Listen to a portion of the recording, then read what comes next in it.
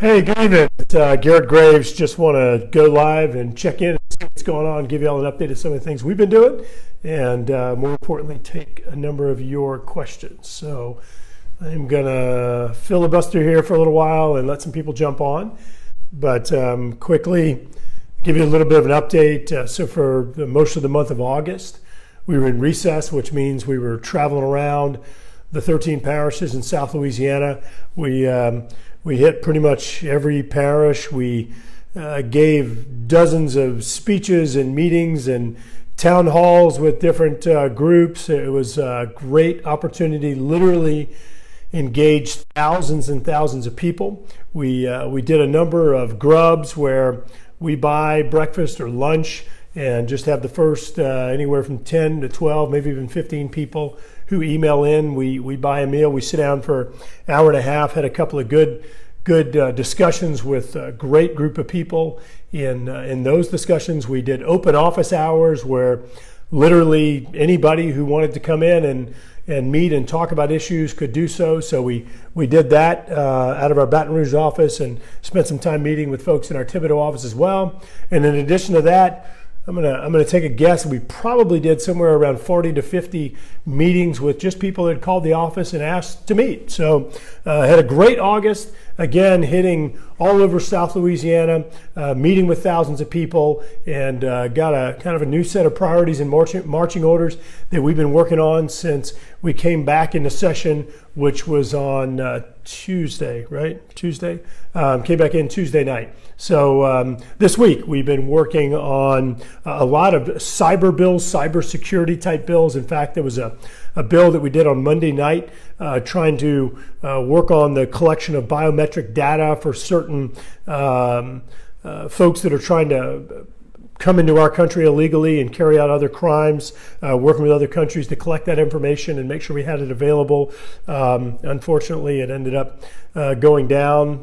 There were, I think, 118 people that voted no on it, which was fascinating. But we'll be bringing that bill back up. It will pass the House of Representatives. We had bills that increased sanctions or kind of our response to some cyber attacks against the United States. We did a hearing this week in the Transportation Committee on innovation in transportation, talking about different intelligent transportation systems and other things we can use to help improve traffic flow and improve the use and efficiency of our transportation systems. Let's see, we had markup or voted on a number of bills in the House Resources Committee this week, including legislation that would increase the number of days for duck hunting for veterans and kids and other groups. So just a number of different things, everything from, again, hunting and fishing to infrastructure to cybersecurity. We've been spending a lot of time this week negotiating a water resources bill, which is legislation we've talked about a good bit in the past that has to do with the Corps of Engineers and how we're managing a lot of our water resource projects. We also met with a number of folks this week talking about the flood insurance program.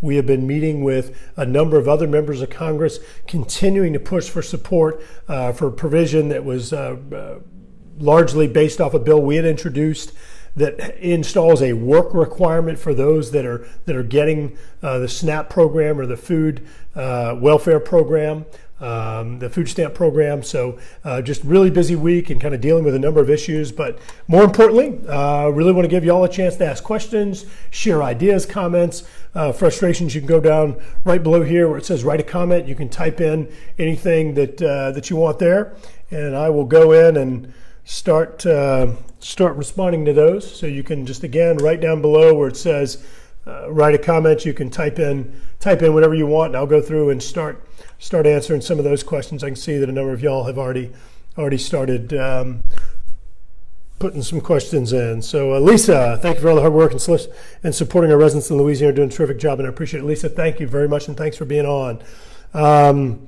Holly and Jeff, hope you all doing well. Jeff, tell Glenda I said hello, please. Hadn't seen her in a while. Melissa's saying you lost audio. Let's see, is anybody else? Melissa, no one else is saying that. Sounds good. Yeah, I think we're coming through okay because I see Jeff already gave me a thumbs up. So, Melissa, that might be something going on with your computer. I'm sorry. It looks like we're getting audio coverage here, though. Jessica, will the WEP ever be eliminated? And Jessica, WEP, of course, is windfall elimination, and that goes back and is related to people that might have had a public sector job, might have been involved in public service, like being a public school teacher or a police officer or a firefighter and others. And there is a policy that dates back to the 1980s that reduces Social Security benefits for people that many people that participated in public retirement programs. I've mentioned on here before, Jessica, that I think it's wrong. I am totally opposed to that policy. We have co-sponsored legislation. I've tried to file amendments. And as a matter of fact, just today, I was exchanging emails with some of the folks in the office talking about strategies because we're working on a new tax bill. And so just today, we were actually emailing on this and talking about a new strategy, if I can find my email. Look at that. You see that? Where are we? See, that's just today. Where am I going? Can you see that? This way? Yep, up a little bit. Up. That's it. All right. You see that? So basically it says, let's make it, so it has GPO, which is Government Pension Offset / WEP. Let's make an aggressive effort on this in Tax 2.0 because we're working on a new tax bill to make permanent some of the deductions, some of the tax changes for individuals, making sure that those are permanent. So I was just emailing our tax staff, or our tax guru, our legislative counsel in the office, and saying let's make an aggressive effort on this, trying to get this included into the tax bill. Let's prepare a letter to the chairman asking. I'm just noticing that I wrote 5 HAAT instead of THAT, but she got the point, thankfully. And talks about recruiting co-sponsors. And so in any case, we are working on it right now. Jessica, I'm going to continue working on it. Any bill that is germane or relevant to this topic, we're going to continue working and trying to get this fix on there. So that's the latest effort. And Jessica, once we start circulating a letter around trying to build support for this idea, anything you could do to help get other members of Congress from around the country on our letter and show support for the concept would be great. Alicia, duplication of benefits. All right, so that's something else we've been spending a lot of time on, Disaster Response, Disaster Reform and Recovery Act. So right now, we attached it, the latest bill we attached it to was the FAA, Federal Aviation Administration Bill. And that current program expires on September 30th, this month.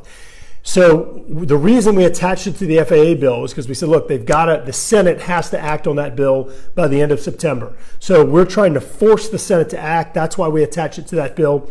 There is a negotiation going on right now between the House and the Senate on the FAA bill, which includes the disaster bill. So we are working to try to force the Senate to act on this thing. As I've mentioned before on Facebook Lives, the Senate did make some changes to the language that, quite frankly, it undermines what we're all trying to do. I think what you want, what we've been trying to do, it is not consistent with the bill that I had introduced on this topic that we passed through the House. So we are continuing to work with the Senate to make sure we get good language that truly fixes the problem. So sum it all up, Alicia.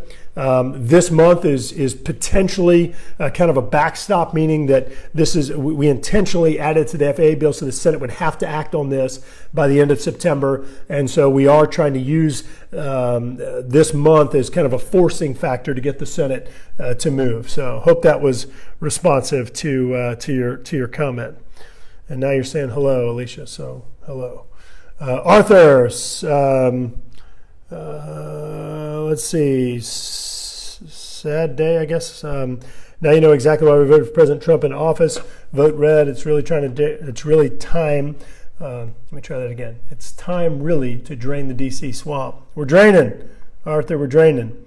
Dale, please support our president from the attacks within. That op-ed in the New York Times was fascinating, wasn't it? Really amazing that somebody thinks that they need to save the democracy from within, or the republic, excuse me. Just fascinating. But Dale, as I've said many instances, the progress that we're making right now in the United States in terms of the economy, job opportunities, wages going up, making a lot of progress with things that really matter to Americans, and we're going to continue working with the White House to make progress on those priorities, in addition to many others. Tom, any update on the? I assume you mean Social Security raised in 2019. Have been hearing gossip from way up. Tom, if you don't mind clarifying, just want to make sure I understand what you're saying, and you may be referring to a COLA, a cost of living change for 2019 for Social Security. If that's the case, then certainly that's something that we're supportive of, and I do think, based on the trajectory that we're on right now, looking at what's happening with the economy revving up, that's something that should be happening. Arthur, so D senators are evolved in anarchy, making up rules as they go. Look, I assume, Arthur, you're talking about the Kavanaugh hearings.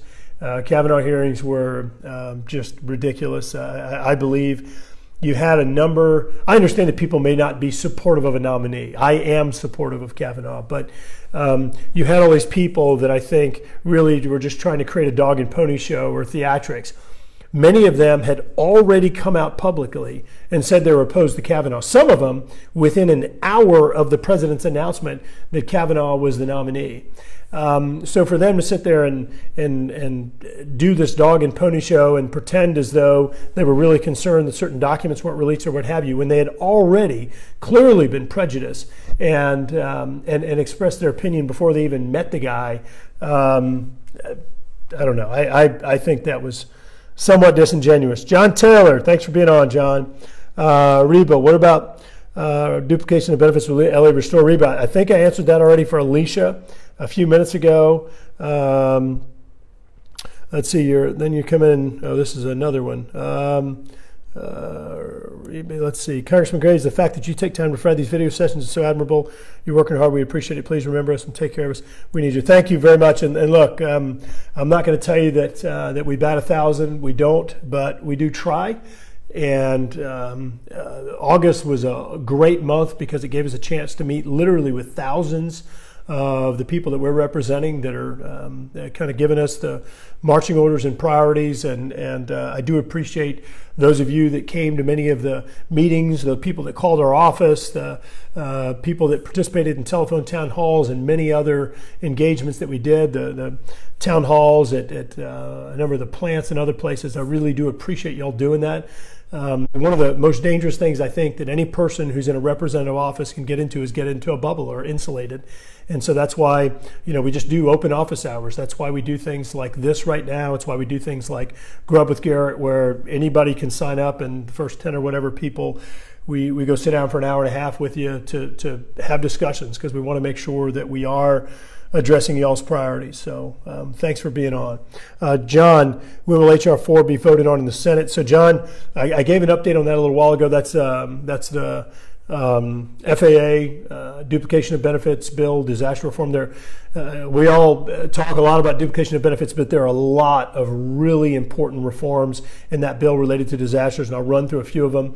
We have provisions in there on the I-12 barrier wall that exacerbating flooding on the north side of the interstate. We have provisions in there with arbitration, where FEMA is not the entity that reviews all of the appeals, meaning if FEMA told you no the first time, it's very likely that if you go back to them and appeal the decision, they're going to tell you no again. We think there should be an independent appeals process. We have provisions on that. We have provisions, for example, Sheriff Ard in Livingston Parish, who set up his own housing for his deputies because he needed law enforcement. There was looting and other problems in Livingston Parish after the floods, and he didn't need his deputies out there looking for housing and other things. He saved probably, I don't know, I'm going to take a guess and say $1 million, maybe more, that the federal government would have spent providing that same housing for some of those folks. and he needs to be rewarded for that, and he needs to be reimbursed. And so just addressing that problem. Submerged roads. Mark Harrell, the OEP director, the Emergency Preparedness Director in Livingston Parish, a lot of problems in Livingston and a lot of other areas that the roads were damaged, and FEMA's refusing to reimburse for some of the damages there. So we have provisions on that. Schools, gosh, we were at Denham Springs Elementary. FEMA's trying to charge $500,000 per building as a deductible for many of the schools. So we put in provisions that prevent them from doing that. It's going to end up saving tens of millions of dollars that otherwise would be paid to FEMA, and now under our provision can be invested back in the schools, back to the kids, investing in the kids, which is obviously where the money needs to go. But I'll shut up on that. But there are a lot of really, really good, important reforms in that bill. So we're waiting on the Senate to do it. The end of this month is really kind of the do or die because the FAA expires the end of the month. So that's why we attached it to that bill. Donnie Blanchard, great job. Keep it going. Thank you. Jency, Tell It Like It Is, the Dog and Pony Show, convincing me that I won't vote Democrat again. The bozos in these hearings just don't give a darn what people want. You know, Jency, it was interesting because a number of the people that were on that committee are interested in running for president. And I think it looks like that a lot of those people were trying to use that stage to kind of raise their profile and get those little 30-second news clips on national news, as opposed to doing, actual constructive interviews and discussions and asking about policy, repeatedly asking that the hearing be adjourned and other things that I believe in that case were more theatrics, but my 2 cents. Scarman, gosh, y'all got some interesting names today, some unique names. Hadn't seen any of these. Thanks for all you do for us. Thanks for being on. Chris, you just disappeared. There you are. Are you on the record of supporting the border wall? Chris, what I've said on the border wall, to summarize, yes. I don't think that a border wall along the entire Mexican U.S. border makes sense. What you need to do is you need to look at it and say, okay, right here we need to build a wall or some type of structural divide. In other cases, just because of the terrain, because of the area, if you have 100 miles of desert between the U.S. and Mexico, maybe you can use electronic sensors and other things that will be more effective and help to alert our border protection folks that there are folks coming in where they are, to where we can go intervene and prevent them or arrest them or what have you. But I have been a strong advocate for distinguishing the border between the United States and Mexico. We are a separate country. I've said 3 things on immigration. 1, we need to secure our border. Number 2, we need to enforce the laws of this nation and not pick and choose which laws we're going to enforce. I don't believe in sanctuary cities and states and other things. I just think it's a dangerous precedent, slippery slope to start deciding we're going to enforce this law, and if you come to this city, then we're not going to enforce this one. I think, and we're going to protect you from the federal law enforcement agencies. That's crazy in my opinion. Number 3 is we need to reform the legal immigration process. I think that we do need to make reforms there, and based on all the people that we work with that have immigration problems, you notice some trends in immigration where there are some problems, and so I believe that needs to be kind of the 3rd leg of the stool there. Let's see. Ann, where'd you go?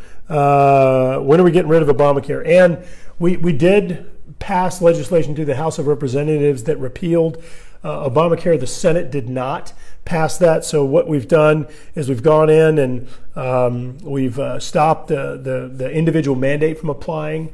We've suspended the medical device tax. We've come in and addressed a number of specific components because the Senate has not passed. They don't have the votes to pass the repeal of the Affordable Care Act. Obviously, really important that what we move forward with in terms of if we're ever successful at fully repealing, or whether we do it kind of one provision at a time, that we retain important things like protections for pre-existing conditions. I'm very supportive, and I know many of you all have expressed support for allowing this increased age for children to stay on the parents' insurance if the parents choose. Some people have Some people I've spoken with have said that they think the age should be lower. I think they're kidding, meaning they want to push the kids out of the nest earlier. But again, I think they were recommending that in jest. But there are a number of things in there that we obviously do support. Some of the things we've been working on and that I think are really important. Drug costs. Drug costs are outrageous, and everybody has a story about some prescription they went and tried to fill and got these crazy charges. The scenarios where people were being charged more because they had insurance. The difference in prices if you go get the same exact drug in Canada or other developed nations. You cannot justify that policy, and I think that anybody who stands up and says that yes, we should pay 100 times the cost for the same exact drug that you buy in Canada, bull. So we've been working on drug prices, on transparency, on incentivizing the right type of health, behavior, diet, exercise, early assessments, early intervention, testing, things along those lines, that ultimately all these things that are proven to bring down healthcare cost. I'll say it again. I continue to support the repeal of Obamacare and replacing that with important protections like pre-existing conditions and other things that I mentioned, but also working to address some of these ridiculous, the opaqueness or the lack of transparency in prices related to many healthcare charges that are thrust upon us, drug cost and a number of other things. So continuing to work on it. Barbara, get prescription drug prices lower. Absolutely. Lisa, do you and or the state take a stance on vacation rentals, or are you leaving it to the individual parishes? Many of us have been renting out houses and condos in other states, but our parish government very hypocritically is banning it in Jefferson. Lisa, I think that that's a decision that I do think it's a decision that the parishes largely should make based upon their unique conditions. Perhaps, you have some urban areas where they want to put certain restrictions in place, or maybe even putting it on a referendum and leaving it up to the people that live there. But I'm a big private property rights advocate. I think that if somebody owns property, they largely should have the right to do with it what they want, provided that they're not offending or devaluing other property that they don't own or adjacent property. So, Lisa, I'm largely supportive of the opportunity of people to do what they want with their own property. Melissa, what about the penalties for not having the insurance? Melissa, I'm assuming that you're talking about flood recovery. I did talk about, if you're talking about penalties, I don't know if you're talking about schools, because on the school penalty or deductible, we did pass legislation that addresses that. I'm not sure what other penalty you're talking about. If you don't mind clarifying, that would be great. Or if you can give our office a call, 225-442-1731 would be a good number to call, and we'll see if we can help answer whatever question you have. Brett Thompson, Garret Graves, we are not believing you. All right, Brett. Curious what you're not believing. I'd be happy to expand. I'd be happy to show proof or whatever it is that you think I'm not telling the truth on. But here we go. You got another comment on here. 24-year Navy veteran and engineer with a large industrial company in your district. Can you at least answer one of my questions? So, Brett, let me show you something. So people always say that we're trying to skip questions and all that stuff. So that's why we've tried to set the camera up where y'all can see. So this is what I see. All right. So if you just watch this, the things just roll up. I don't have any control over this. I don't touch it. They just roll up. And so I go through and I start at the bottom and I start answering them. So the one right now is Casey, who's here, and I just start going up. But at some point, they just start rolling. I don't do it. I don't touch anything. And if you watch, I'll sit right here. I won't touch anything, and they're going to roll up. So I'm going to go to Casey. Casey. Actually, Brett, so you're right here, Brett. So there you go again. I understand, Congressman Garret. So now you see that you're moving up. Your other one's here. I'm not doing anything. It just happens. Is it in a touch screen or anything like that? Sherry, hey, how are you doing? I hope you're doing well. I look forward to seeing you soon. Brett, you're saying you understand. Casey, was an update given on duplication of benefits at the beginning of this video? It won't let me go to the beginning since this is live. If you've already addressed, I'll go back and listen. I did, Casey, very quickly. We are trying to work with the Senate on this. We've attached it to a bill that should really be acted on by the Senate by the end of September. Otherwise, the aviation system for the nation shuts down. So pretty good stakes. So that's why we attach it to that bill, to try to force the Senate to act, because we had passed the fix on duplication of benefits dating back to December of last year, and the Senate hasn't acted on it. So let's see, where were we? Casey, you did. Paula, how do you feel about Senator Cory Booker daring people to do anything? See, you just moved. Daring people to do anything to him because he openly admits he thought he leaked committee confidential documents.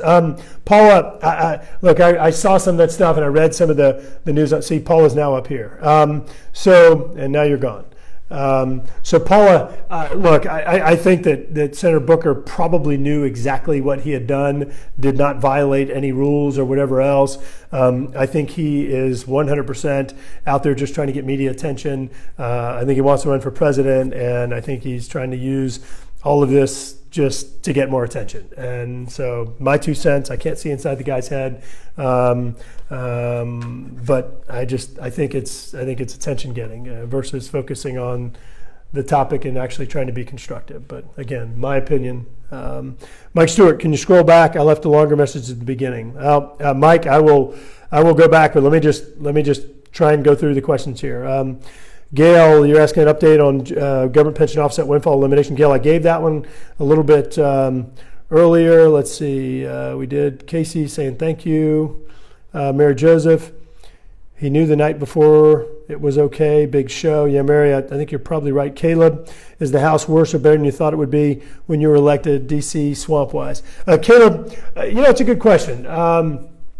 One, I'll tell you, there's some really bright, committed public servants that are up here. There really are. And it's not just people who got here this year or last Congress or what have you. I think there's some people that I've met that have been here for a long time that I think remain committed to the people that they represent. They provide venues for accountability that helps keep them in touch with the people they're representing. And I have a lot of respect for them. There are other people that have been here a long time. There are people that got here last year that I think already should be term limited. And so, it's not like anybody who's been here more than 2 years or anybody from the Northeast, or, there's not like a clean formula. I think it really varies people to people. There's some Democrats that I have a lot of respect for and have a good personal relationship with. There's some Republicans, but on both sides, there's some people I think should already be term limited, candidly.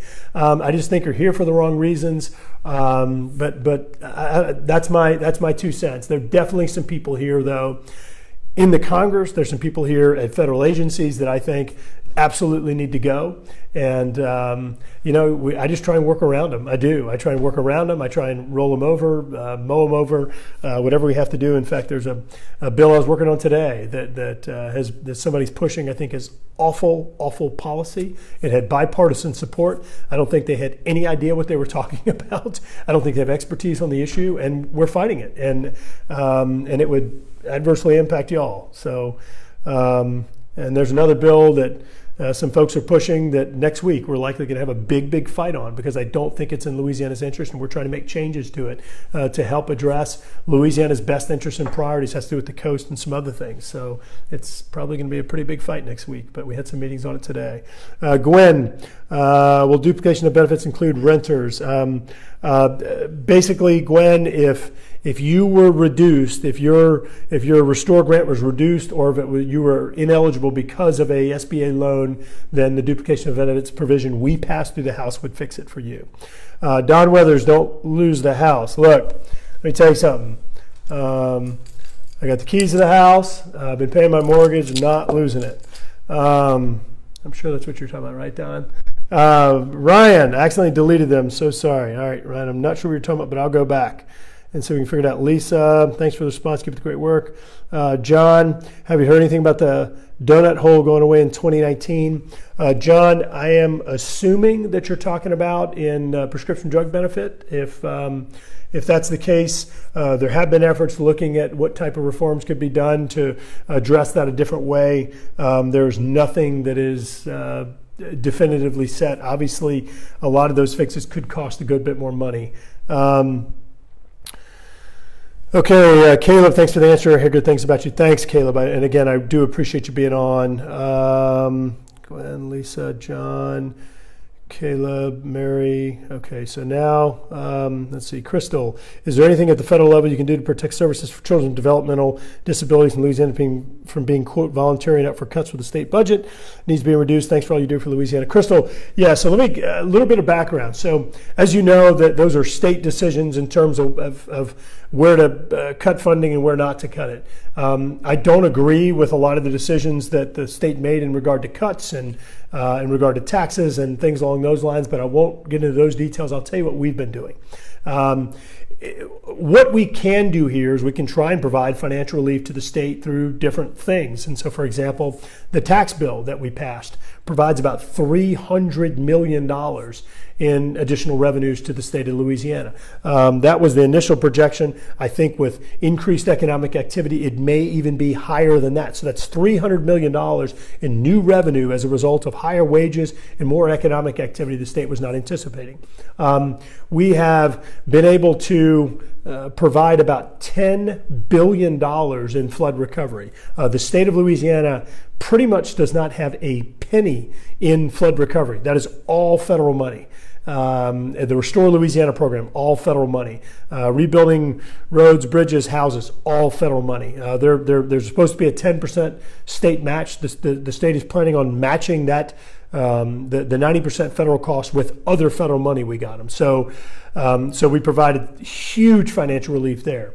We recently announced $3 billion through various funding sources in all federal funds for new flood protection projects. So, I could go on and on. There's some FEMA financial relief we provided, but we provided additional funds for the state of Louisiana for transportation projects, transportation grants. We got some new grant money we announced last week, $80 million in new transportation funding for the state of Louisiana. It's going to go to the PICU exit and a number of other priority projects. $500 million increased transportation money for the state of Louisiana, $100 million in grants, transportation projects. So look, we're trying to provide the resources we can, but making sure it's targeted to the right areas, not to, political pork stuff, but to things that are true priorities.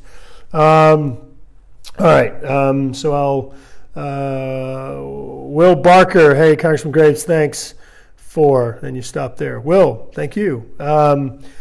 Jeff, let's see, Kay, where'd you go, Kay? Thanks for your great work for Louisianians. You'll have my vote, thank you. Colleen, let's keep up the great work, and thanks so much for your consistent communication, thank you. Crystal, I hope I did answer your questions already. So watch this, I'm gonna scroll back up to the top, but then this moves. So Donnie, Chris, we already answered that one. Robert, thank you. Brett, you're saying, are you kidding me about the border wall? Give me a break. Brett, I'm curious about what your concerns, or maybe you have a different opinion. Love to hear it. Ms. Kress, thank you for your common sense. Thank you. And let's see, answered your question. Linda, I pray this will pass by the end of the month for SBA duplication. Thanks for all you do. You bet. Linda, Nestor, I hope you're doing well. I was talking to Congressman Bruce Poliquin about you yesterday. He was talking about you in Francisco. Please pass on our best to Francisco, who is one of our interns, intern extraordinaire and huge guy. But I hope he's doing well, and looking forward to seeing y'all again soon. Let's see. Brett, let's see, I think I already responded to that one. Melissa responded to that. Lisa, responded to that. Barbara, prescription drugs, Brad, here we go, here's a new one. What's going to take to defund Planned Parenthood? So Brad, we did pass legislation to the House that does not provide funding for Planned Parenthood. It puts restrictions on funding to prevent federal dollars from being put toward abortions, which clearly is a priority for the far majority of people at home. But I do want to make one just clarification there, Brad. I think it's important that we make sure that women's health services are still provided and available, and that we have alternative treatment facilities where women can access some of the non-abortion healthcare services that Planned Parenthood provides in some cases. So that is an important distinction to make sure that some of those other non-abortion services that women still have access to that. Gail, I think I responded to yours. Alexandra, you please do something about our mobile insurance premiums. Why is Louisiana paying so much compared to other states? As a state level problem, the solution needs to come from within. Responsible drivers need not be punished. So when you say mobile insurance, I'm assuming you're talking about car insurance. And Louisiana does have, in some recent years, as I recall, I believe we've had the highest car insurance rates in the nation. I think this year, if I remember correctly, we have the third highest, so still just way out of whack with national trends. I agree. We shouldn't be near the top. I agree something needs to be done. I've asked numerous people, and there's a few reports out there, Louisiana Lawsuit Abuse Watch and others, that have laid out some reasons that they believe. I've talked to lawyers and others that have laid out about jury thresholds and other things they think are important. Factors that influence those high costs, a number of lawsuits, kind of the litigious nature of Louisiana. You've all seen the billboards that people say a lot of that contributes to the insurance premiums that we pay. The low percentage of people relative to the nation that actually maintain their car insurance, which is somewhat baffling to me because I know that every time I get a safety inspection sticker or other things, you've got to demonstrate that you do have insurance. So there are people that are obviously getting around these requirements. I think that we need to have more stringent proof. It seems like we could have an online system whereby if someone cancels their insurance, it's an automatic notification, finding ways to suspend their driving license or their car or something along those lines. But I agree, we've got to address this. It undermines our economic development efforts, investment in Louisiana, new job opportunities. And look, it just increases the cost of doing business in our state. It cuts into our family budgets, and it's wrong. It really is, it's wrong. So that is something, as you indicated, it is a state level issue, but it also is something that we spend a lot of time talking to our legislative delegation, our state legislative delegation about. Todd, do you see more and more of Congress becoming part of our president's agenda and stopping all this obstructionist behind the scenes? You know, Todd, the deal is, and I talked about this when I started out, like you can go through all sorts of different metrics. I mean, we have lowest unemployment rate ever right now for Asian Americans, Hispanic Americans, African Americans. You have decades long record right now for the women's unemployment, meaning some of the lowest unemployment rate for women in decades. Lowest unemployment rate claims in 50 years. 90% of Americans are seeing higher wages. I mean, these are, look, it doesn't matter. Some people say, oh, look, there's only, rich people are getting higher pay. That's not the truth. The truth is all those statistics that I just said, those are all just facts. Those are all facts. And so we can get into partisan fighting. You may not agree with Obamacare. You may agree with it. But what I just talked about, those are all black and white facts. And it shows that the economy of the country is improving. We've got hundreds of billions of dollars in foreign investment coming back into the United States. We've got more people, we've got more jobs available than we have people looking for jobs. I mean, very powerful economy, seeing great GDP growth, all kinds of things that are just positive for everybody. So you have people that are out there that are saying, oh, look at this over here on immigration, look at this over here on Kavanaugh, that are trying to create distractions from what I believe are the priorities that y'all have shared with us. Things like economic security, family security, making sure you keep a higher percentage of your own pay, the wages that you earn, making sure that we're addressing traffic problems, making sure that we're addressing flood protection issues, making sure we're addressing duplication of benefits, and other priorities y'all have identified. And so I think it is hard to deny a lot of the policies that we've been pushing and implementing. It's hard to deny their success. I mean, they have really shown that these policies benefit all Americans. And so some people may not like the bills we're passing or may not like the progress that we're making, but it's really hard to deny that what we're doing right now, helping to improve the competitiveness of the U.S. economy, helping to provide tax relief to Americans, helping to address our infrastructure problems, that these aren't things that are really benefiting Americans and addressing priorities that y'all have identified. And so I don't think it's sustainable to sit there and fight some of these policies, and that's why what they're trying to do is they're trying to distract. That's why you see them going out there and raising all this cane about the Kavanaugh nomination and other things that are going on. Look, he's going to get approved. He's going to get approved next month, if not this month. And this is just trying to make this as painful of a process as possible, trying to distract from what I believe, based on all the thousands of people we've met with and engaged, are the priorities that y'all truly have. But so Judy, thanks for doing this. Judy, thank you for being on. Robert, why is the VA so slow to help our veterans with disabilities? Robert, the VA has been very frustrating. We, as you know, we started in this a little over 3 years ago. We inherited cases from Congressman Cassidy that still haven't been resolved by the VA. We've been working with them on a regular basis, trying to push them.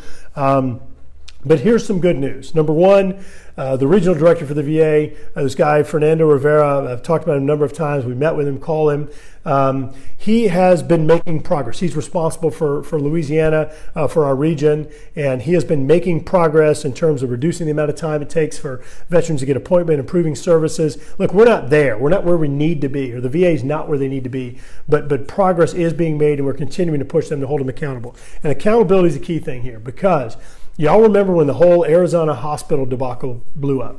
Well, when that blew up a number of years ago, there was not one single VA employee who was actually held accountable. No one was fired, disciplined, nothing. We ended up changing policies, passing laws. 1,200 VA employees have been fired. 1,200, because you know what? They were not providing the services and the customer service that our veterans deserved. And so 1,200 VA employees were fired. We've got to hold people accountable. If you're not going to hold people accountable for not doing their jobs, people are going to be lazy and they're not going to do their jobs. In addition to the 1,200 fired, there were like 500 demoted, suspended, disciplined, 200 others that ended up getting changes in jobs and other things. I mean, all sorts of disciplinary actions. Overall, it was somewhere around, I think it was just under 2,000 VA employees that either been fired, disciplined, suspended, demoted, what have you. So all sorts of accountability has been put in place for the VA, which I think is forcing things in the right direction. But Robert, with all that being said, and this is for everyone, if y'all are having problems with the VA, IRS, Social Security, Medicaid, Medicare, whatever it is, that's one of the things we can do. I can't promise you we can solve it, but I can promise you we will engage the agency, we will fight for it, and we've had pretty good success rate with literally thousands of people in South Louisiana that reached out to our office. We have an office in Thibodaux on the Nichols campus. We have an office in Livingston in the parish building over by the courthouse, and we up on the second floor right by actually in the parish president's office. And we have an office in Baton Rouge right near Corporate and College. You can call any of our offices, and we're happy to engage and see if we can help you out. So Robert, please do that if you have not done that so far. Brett, already responded to you. Paula, Casey, I think I hit all these. Let's see, keep going down. Caleb, John, Lisa, Ryan. Let's see. Yep. Okay. Susan Wells. Granger, what's the latest in duplication benefits for Restore? And Susan, I responded to this a number of times already, but we are working out with the Senate, and by the end of the month, there's kind of a bill that has to be acted on by the Senate. Otherwise, our air traffic control system across the United States shuts down. So we attach it to that bill intentionally, trying to force the Senate to act. Chris, so what's happening to all this money? Apparently, our state kept the flood money. Well, Chris, let me Let me clarify on that. And Chris, what I think you're referring to, as I made mention a little bit earlier, about $3 billion in new federal flood protection investments in Louisiana. The majority of that money has not been spent yet. So it's not being given just to the state carte blanche. I'll run through a few of the funding streams. Number one, there's about $60 million through the Department of Agriculture, through Natural Resources Conservation Service. About $50 million of that is being spent right now in Livingston Parish. Work's being done on Coyal, it's being done West Coyal, it's being done Natalbany, it's Tickfaw. So there are all sorts of projects that are going on right now helping to provide improved flood protection in Livingston Parish. $300 million in funds through FEMA. 112 of that's been to East Baton Rouge, $68 million to Livingston Parish, $32 million to Ascension Parish, and other money sprinkled out around the state. Those funds, they're still working through the exact plans on how they're going to spend it, but those funds are available to the state of Louisiana and to the parishes as they go through and put their action plans together. I'm about to sneeze, I think, so I'll keep going, see what happens. Next one is $1.2 billion through HUD, which is Housing and Urban Development for Flood Mitigation Projects. We are still waiting on HUD to provide all the federal guidelines for how that money can be used. Governor and I have met on this numerous times. I've met with HUD Secretary Ben Carson expressing our frustration. We led a letter to Secretary Carson signed by Republicans, Democrats, House and Senate members from across the country to HUD saying, get off your butt and get these guidelines published so we can get this moving. I made a suggestion to the governor that the state just submit their action plan, even though HUD has not provided their guidelines yet on the $1.2 billion, because we need to get some of these projects moving. And then one of the other major funding streams is $1.4 billion through the Corps of Engineers, which of course includes important projects like the COMEET project, which altogether will be around just below $400 million. East Baton Rouge Flood Control, which is 5 bayous and canals in East Baton Rouge Parish, $255 million, $760 million to the West Shore Project, which is hurricane protection for St. Charles, St. John, and St. James parishes. There's $15 million in advancing projects like the South Central Study over in St. Martin, Iberia area, West Bank and vicinity, $3 million, Lake Pontchartrain vicinity, $3 million. The Amite River and tributaries, $3 million. So just trying to advance a number of those projects. The Upper Barataria project, so $15 million going to Grand Isle to help address the island erosion for the Cajun Burrito over on the west side of the island over there. So all of that is stuff that is moving forward. It's underway. I don't think it's going to be wasted. And I'll tell you, Chris, we are watching with a microscope to make sure that we're pushing it as to move as quickly as we can, that it's spent in the right places, and ultimately it helps to provide all of us with better flood protection and reducing our flood insurance rates. Sorry, that was a long answer. Let's see. Kirk, is there just no support for a bill to put term limits in place? Only way to improve DC. Kirk, we've supported different term limit bills. Other ones, I think, don't get it right, but there doesn't seem to be a lot of support. I think one of the more effective ways to do it might be amending the Constitution. But, Kirk, let me say this. There are people that have been here that I've met that have been here over 10 years that I think are still, in my opinion, doing a great job, and they bleed for their state. They really have their state's interest at heart and their primary motivation. You have other people, and I said this a little while ago, that have been here for a year that I think already should be term limited. And so, there's not a clean standard, in my opinion. You have an opportunity to reelect people or kick them out every 2 years. So I think that there's more than one way of addressing this and draining the swamp.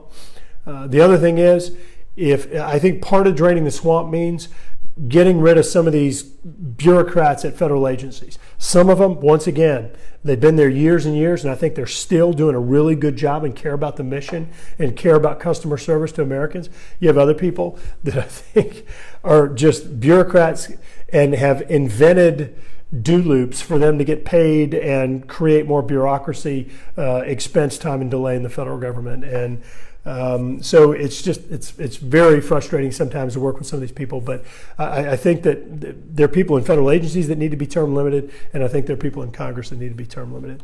Michael just jumped on. When will flood rates be recalculated based on the new BFE-based flood elevation that will be established per the Comey Diversion Project? Appreciate you, Michael. So we had meetings and conference calls with FEMA officials and with a number of our local officials. As you know, the parishes and cities are the ones that effectively run the flood insurance compliance at the local level. They're the ones that would have to apply for the adjustment or the updates or the LOMA that is required to adjust it.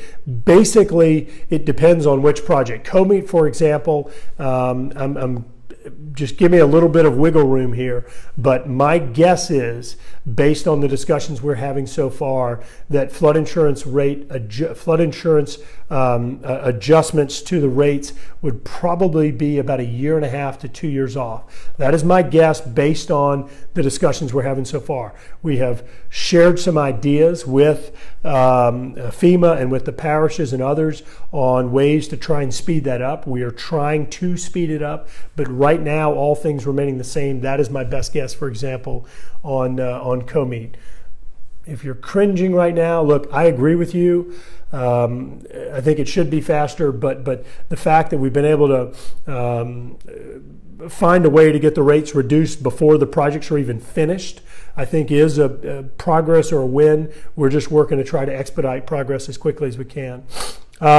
Kathy, I've addressed duplication of benefits about 5 times and probably wearing out everybody else. So if you don't mind going back or give our office a call.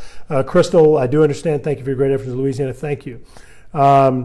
Marcy-Ann, thanks for working with Farm Bureau and supporting your Louisiana farmers and Louisiana young farmers and ranchers. Yeah, you know what, Marcy, I had the chance this morning to meet with the Secretary of Agriculture, Secretary Perdue.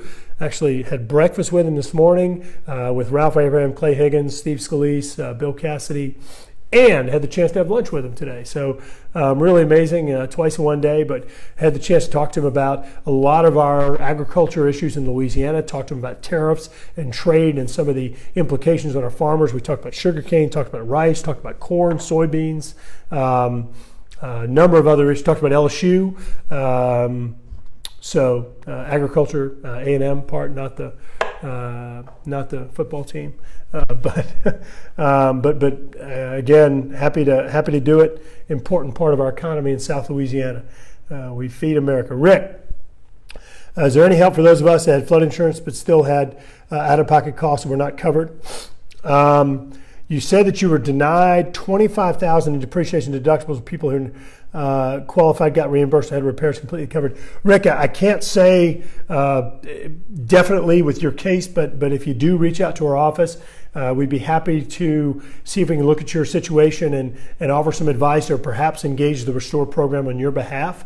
If you give us a call, 225-442-1731. Be happy to see if we can help you out. And I'm really sorry. I know it's frustrating if you had insurance and you have out-of-pocket costs. You have some other people that didn't have insurance and maybe they had all their costs recovered. That doesn't seem very fair. So let's see if we can figure out a way to help you out. But I do want to note, while the Restore program is all federal funds, we provided the funding that the state is using to pay you. It is a state-administered program. Marcy, you're saying get the Farm Bill done, and that was another part of our discussion today. In fact, had a second meeting on the Farm Bill today with some other members of Congress, and that is certainly, Farm Bill is a big priority. As I mentioned before, the Farm Bill does have a bill that we introduced related to a work requirement for food stamp program or the SNAP program. And that's it did pass the House with that on there. Really important reform that I think helps both the economy, or not just both, but helps the economy, helps the workforce, and saves a lot of money. We think we can save tens of billions of dollars a year while actually giving those that are out of work a pathway to prosperity, giving them control over their own destiny, which I think is great. Chris, what's being done to pay down the national debt? Chris, well, for example, what I just mentioned, the reforms that we've passed through the House are going to save tens of billions of dollars annually. We have cut spending through different appropriations bills, carrying out new technological advances where you can reduce cost of government by simply migrating to new technology as opposed to continuing to do everything the old way. We've working to eliminate duplicative and redundant programs, going after waste, fraud, and abuse, people that are taking advantage of the system and overbilling and other things. So a whole bunch of things going on. Also, improving the economy, Chris. Improving the economy brings in more revenues. In fact, I think it was it April or June? It was either April or June of this month. We brought in more tax revenue into the U.S. Treasury than any other month in the history of the United States. And let me be clear.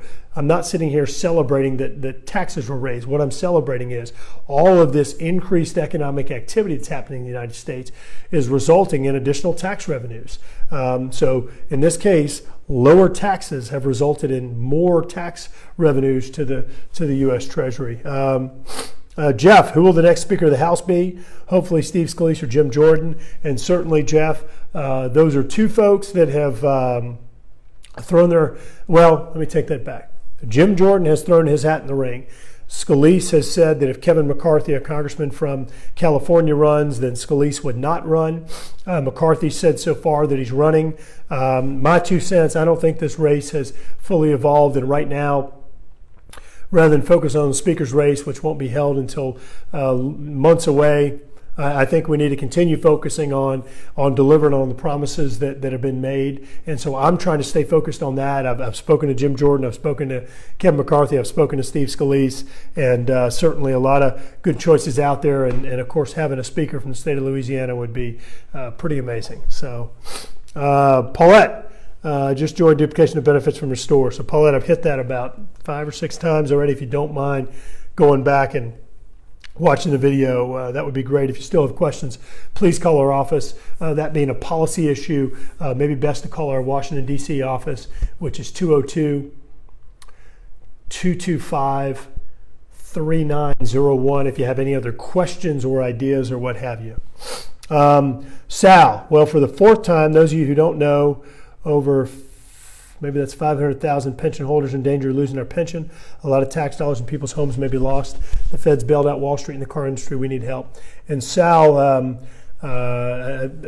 think you know we've met on this with a number of folks. We've engaged Pension Guarantee Corporation and others, trying to make sure that we find some solutions here. There's some pensions, long story, as you well know, from many years ago that are insolvent today, could have a devastating impact on a number of retirees. So we're working to try and find some solutions there to make sure that folks aren't in retirement or approaching retirement and suddenly have the rug yanked out from under them.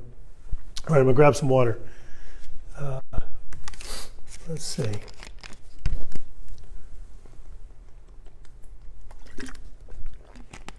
All right, Casey, thanks for supporting local farmers.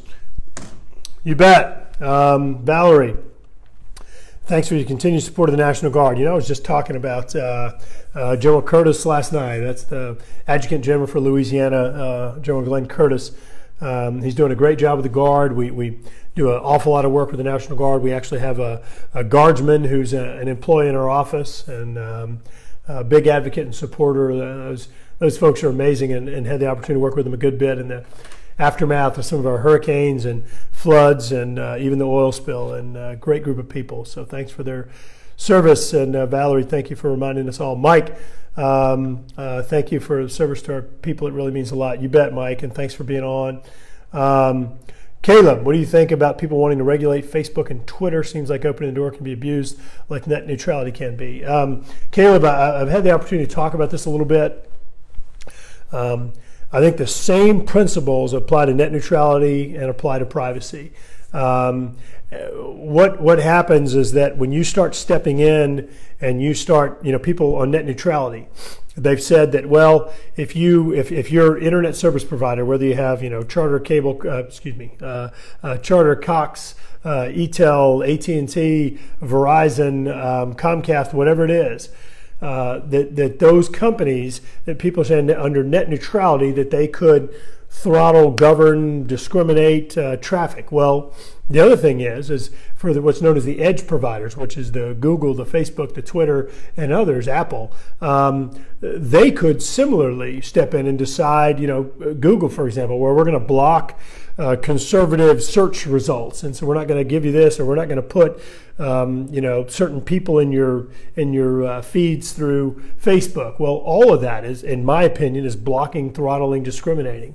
And so I think that net neutrality should be uniform. There should be a single principle that applies internet service providers, applies to edge providers and others. You shouldn't have different standards for different folks. Same thing with privacy.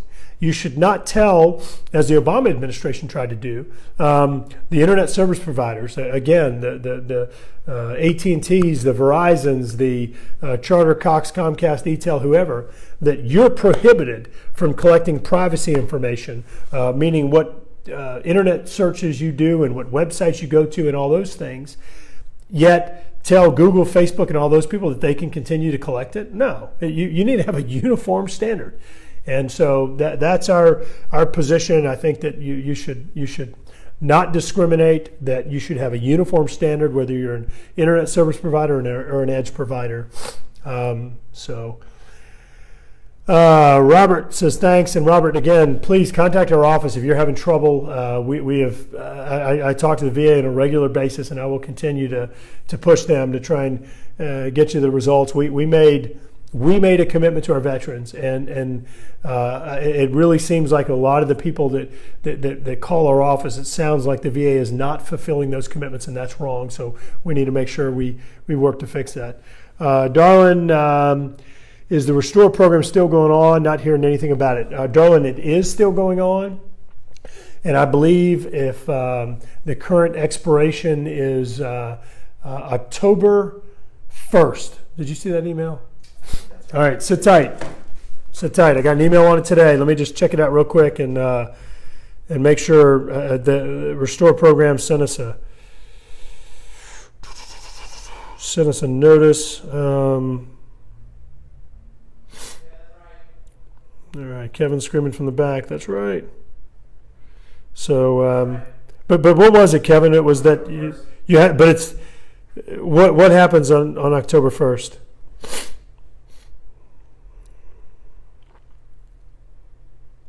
Sorry, give me just a sec. Let me see if I can find it. I know I saw something come in today.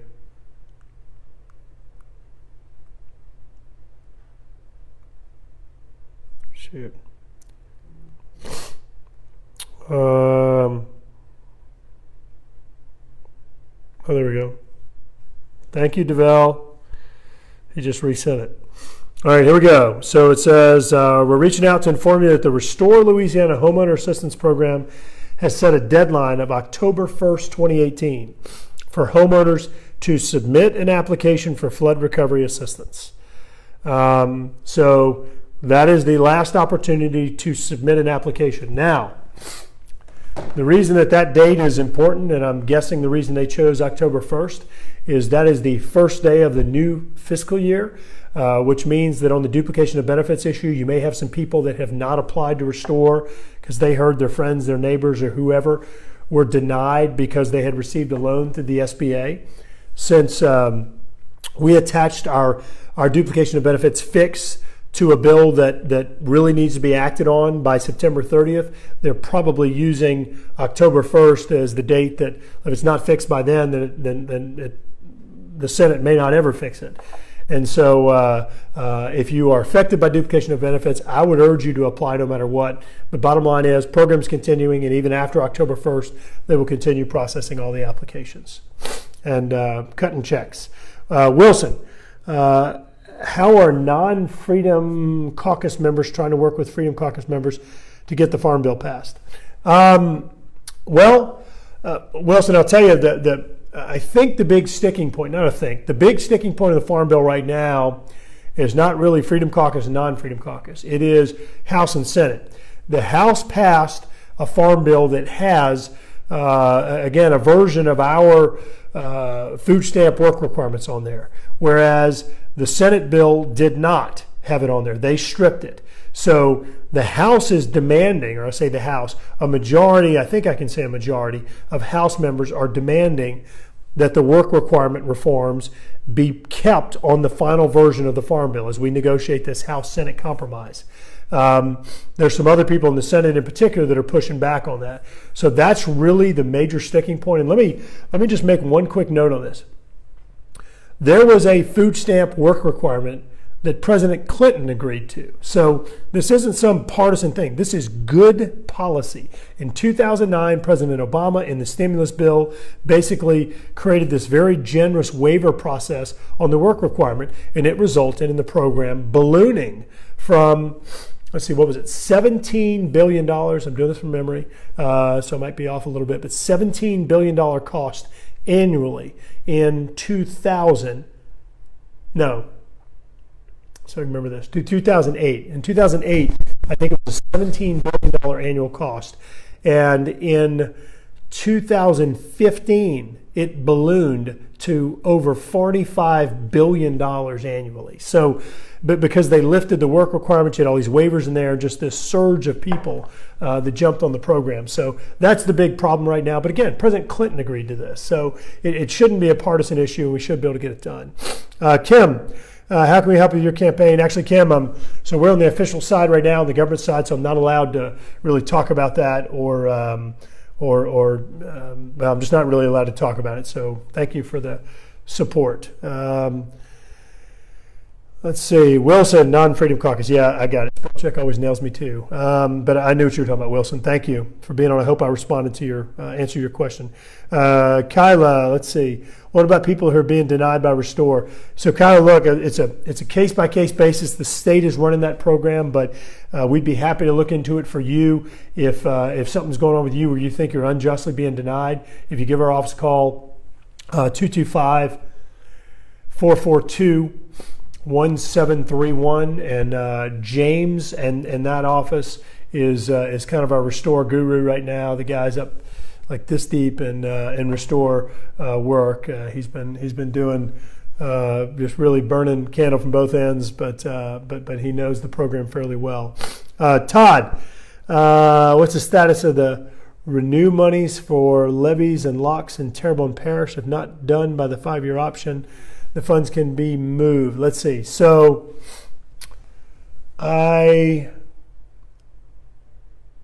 renew monies for levies and locks in Terrebonne. All right, so I think what you're maybe talking about is the potential for the Morganza to the Gulf project to expire, the authorization to expire, perhaps is what you're talking about.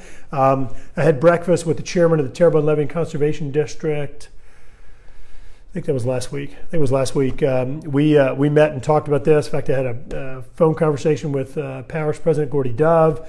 I've talked to consultant Mitch Marmond, and of course Reggie Dupree has been on our 1 yard line as well, who's the executive director. We are working to prevent the expiration of that authorization, including dating back 2 jobs back for me. We provided hundreds of millions of dollars for that project.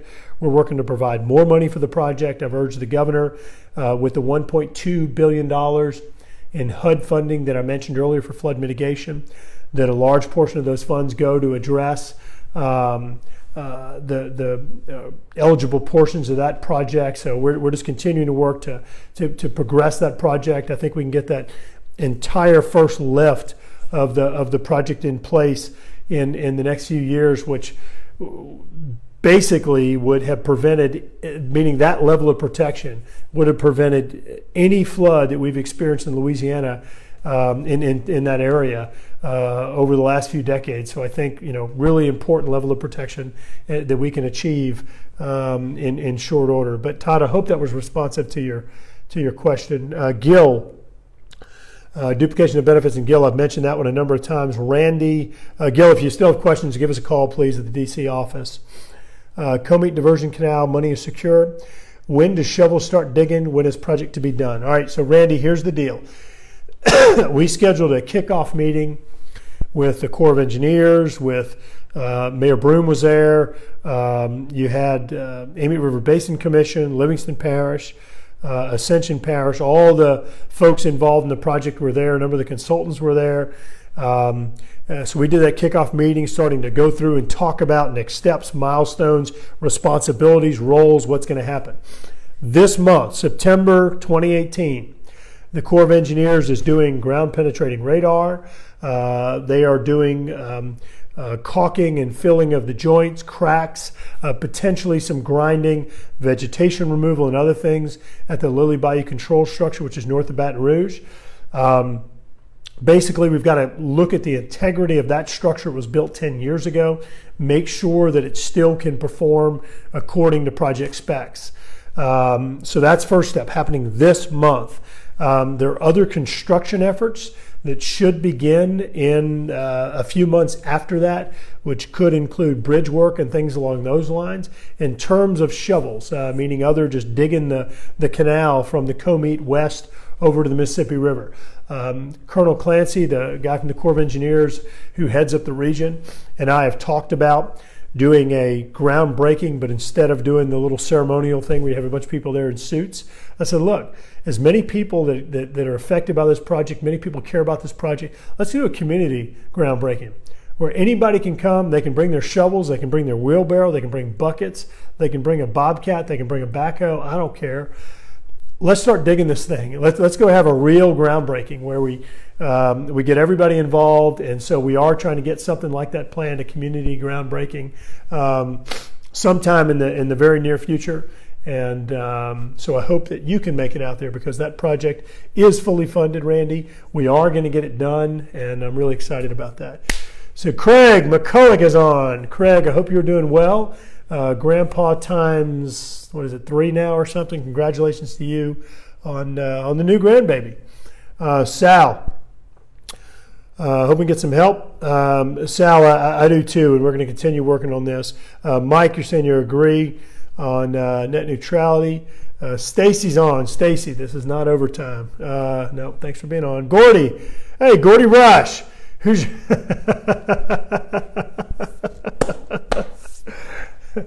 Gordy, no shortage of wit. Who is your favorite radio station general manager in Baton Rouge? Gosh, Gordy, that's a tough one. I'm stumped. I'm stumped. Gordy Rush, you are the man. Thanks for being on. And Gordy, you're my favorite. I'll fess up. Adrian, November. Adrian, you're 2 months early, man. It's September. Let's see. Don, keep up the good work. Don, thank you. Mike, so proud of our elected officials in Louisiana. Best ever. Mike, thank you. Darling, I've called and they tell me that I'm still being looked at, and this has been since March. Do not understand. So Darren, look, let me be clear.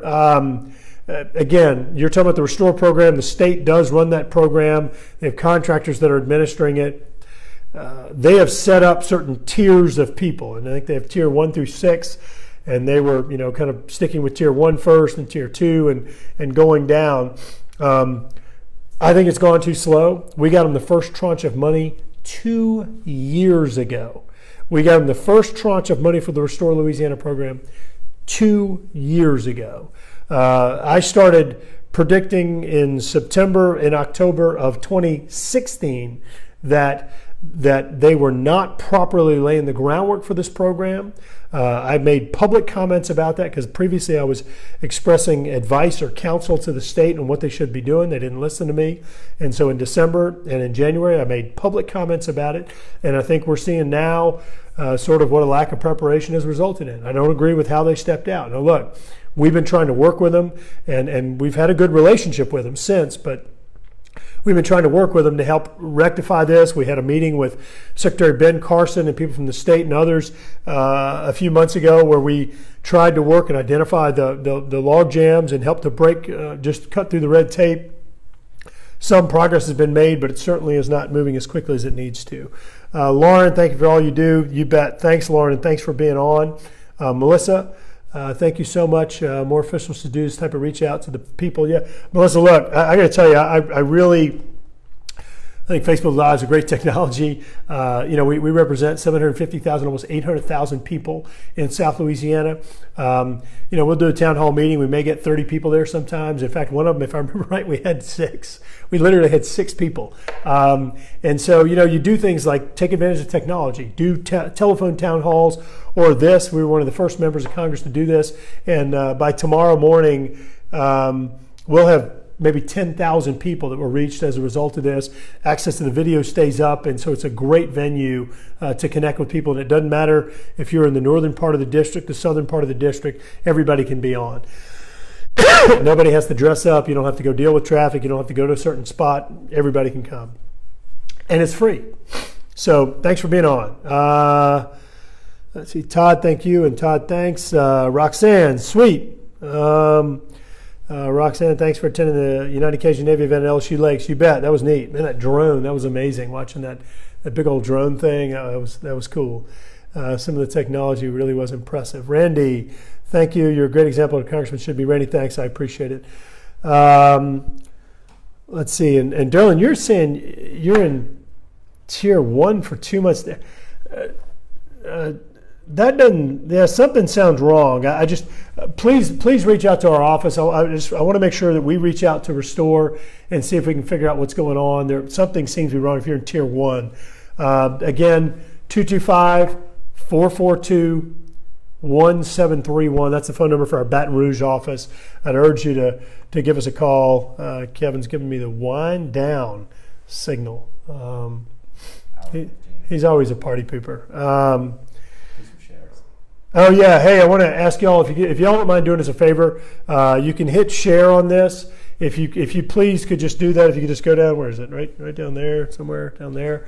If you can go hit share, it just helps us connect with more people. As I mentioned, we have 750,000, 800,000 people that we're representing, and really it gives us a chance to connect with people, answers a lot of questions, helps hold us accountable, and I'd appreciate it if y'all could hit share and just help us to connect with some more people. Let's see. Don, let's sneeze. There it is. I've been waiting for it for like 30 minutes. Don, I came in late, so this may have been asked. Any planned improvements for bridge traffic?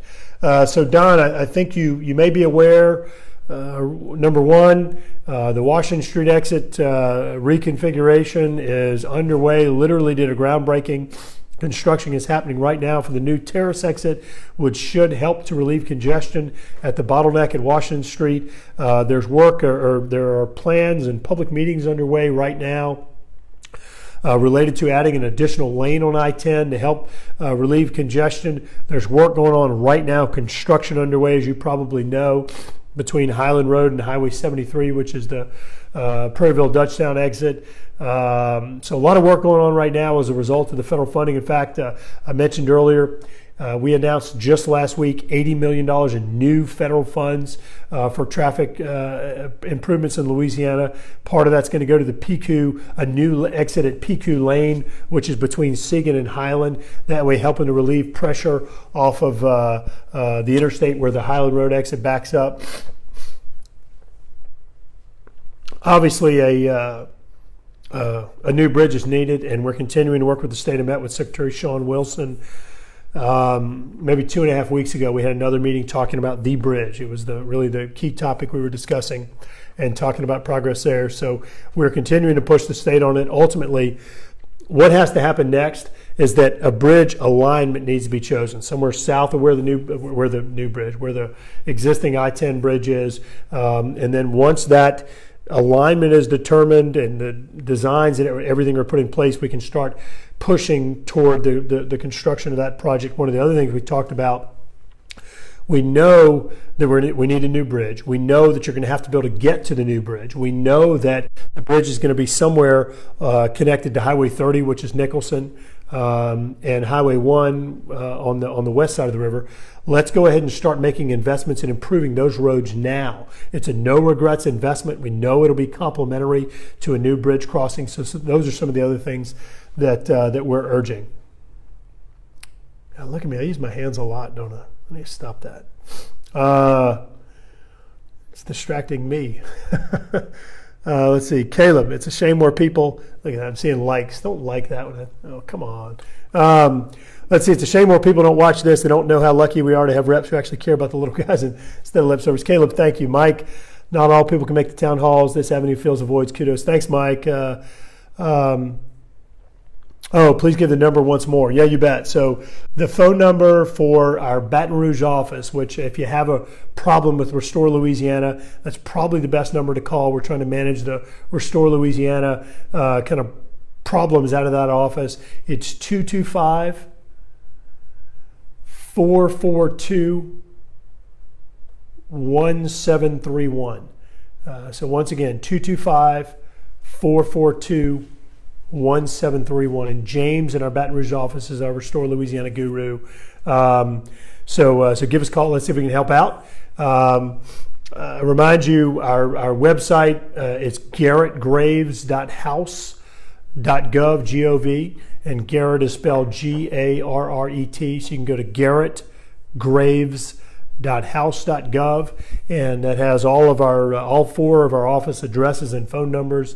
It has all of our social media connections, gives you an update on what's going on. So please, you can access all of our information there anytime. So I'm going to run through these last few ones here. Let's see, Paula, thank you for all your hard work. Paula, thank you for being on. Sharon, I thought everyone talks with their hands. Maybe they do, but I was looking at me and it looked like I was getting a little out of hand. And I hadn't even had that much coffee today. Don, thanks for all you do. Don, thank you. And Darlene, again, thanks for being on. So look, I'm sure there's some that, as I was showing y'all earlier, this thing just rolls.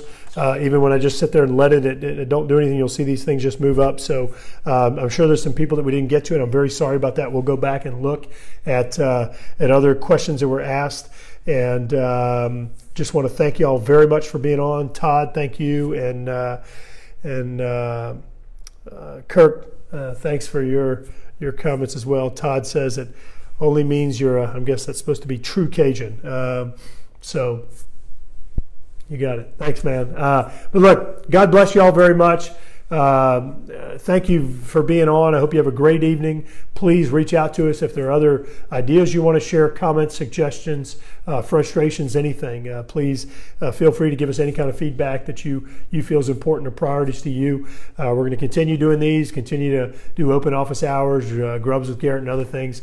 Please share this if you don't mind. Please follow us on Facebook. That way you get a notice whenever we post about opportunities to do the Grubs with Garret, where again, we'll buy breakfast, lunch, whatever. We sit down for an hour and a half with anywhere from 10 to 15 people and talk about whatever y'all want to talk about. So thanks for being on. Have a great night.